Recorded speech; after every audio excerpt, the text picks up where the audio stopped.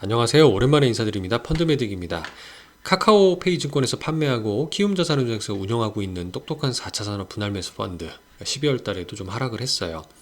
무엇보다 걱정되는 건 이 4차 산업 관련된 주식들의 하락이 연초에도 좀 많이 나스닥도 그렇고 큰 폭의 하락을 보이다 보니까 상대적으로 시장의 색깔이 변하는 건지 다른 테마나 다른 주식으로의 상승으로 옮겨가는 거 아닌가라고 걱정하시는 분들도 많죠.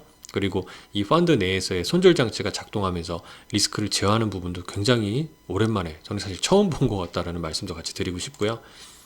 특히 올해 연초 이후로 보면 이 녹색인 나스닥이 한 15% 이상 하락하는 동안 이 키움의 똑똑한 4차 산업 ETF 분할 매수 펀드도 대략 한 10% 가까운 하락을 보여줍니다.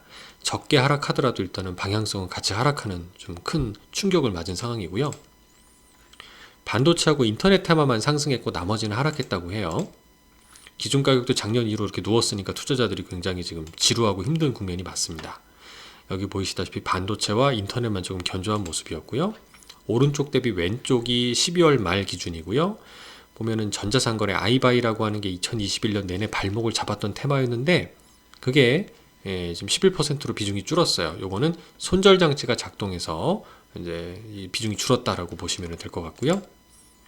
최근 1년 동안 아이바이라는 ETF의 성과가 37.37%나 마이너스 될 정도로 이 펀드에 가장 부진한 영향을 미쳤다. 반면에 반도체나 인터넷은 연간으로 보더라도 19%, 17% 이상의 좋은 성과를 보여줬죠.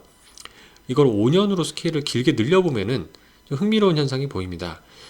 많이 작년 하락을 많이 했음에도 불구하고 5년간 보면은 이 아이바이라고 하는 전자상거래 ETF도 무려 180% 넘는 성장을 보였다는 거죠. 여기인데도요. 이때였으면 뭐 400%가 넘는 성장을 보였던 거죠. 2020년 말, 2021년도 초의 얘기입니다. 여기서 앙드레 코스톨라니의 말씀을 들어보신 분들 많을 거예요. 주인을 두고 강아지가 앞서거니 뒤서거니 하는 건데요.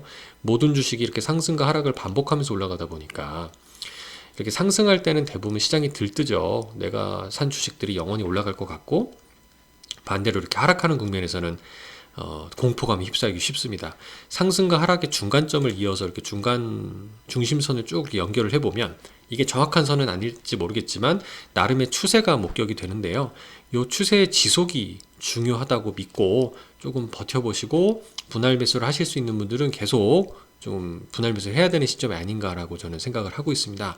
중심선보다 이렇게 밑으로 내려올 정도의 폭락이 더 나타날 수 있는 가능성도 아직은 있을 수도 있어요. 하지만 그렇다 하더라도 우리가 이런 4차 산업 관련된 기술들 그리고 이런 기업들의 제품을 사용을 안 하는 게 아니잖아요. 계속 이 진화될 뿐인 거고 다만 해당 주식을 살려는 수요자들이 더 많이 몰리면서 주가가 이렇게 오버슈팅 나오는 국면이었다라는 거를 항상 지나고 보면 느끼게 되는 것 같습니다. 그래서 이런 반도체를 비롯해서 이런 그 인터넷 상대적으로 쉴 수도 있고요. 그 틈을 뭐 클라우드라든가 블록체인 ETF고 테마가 메꿔줄 수도 있는 거니까 저는 계속 좀 가져갔으면 하는 생각을 계속 가지고 있고 뭐 이 구독자님께서도 질문을 주셨을 때 저는 좀 일단 계속 분할 매수하자라는 말씀을 좀 드리고 있었습니다.